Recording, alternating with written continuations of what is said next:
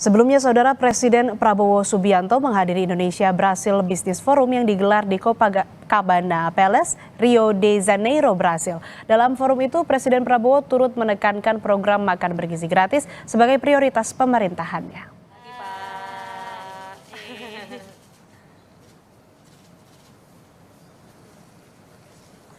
Forum tersebut mempertemukan para pelaku usaha dari Indonesia dan Brasil untuk membahas peluang kerjasama ekonomi strategis termasuk di sektor energi, industri, dan kemaritiman.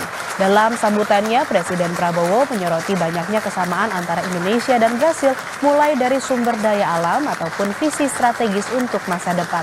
Selain itu, Presiden Prabowo menekankan pentingnya ketahanan pangan sebagai fondasi utama pembangunan sebuah negara. Ia menggarisbawahi program pemberian makan bergizi gratis untuk anak-anak Indonesia sebagai prioritas pemerintahannya dan akan mempelajari keberhasilan Brasil dalam program serupa.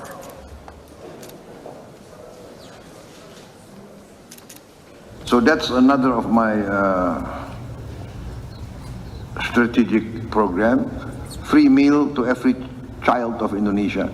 And in this, I want also to learn from Brazil, which has already a successful program.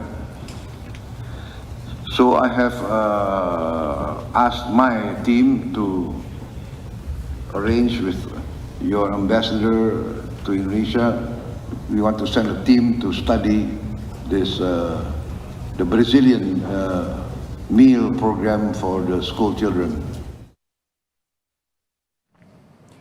Saudara, pemerintah memastikan kenaikan PPN 12% akan berlaku mulai Januari 2025. Warga berharap kenaikan PPN 12% diimbangi dengan peningkatan fasilitas dan layanan publik. Selengkapnya di Kompas Bisnis usai jeda.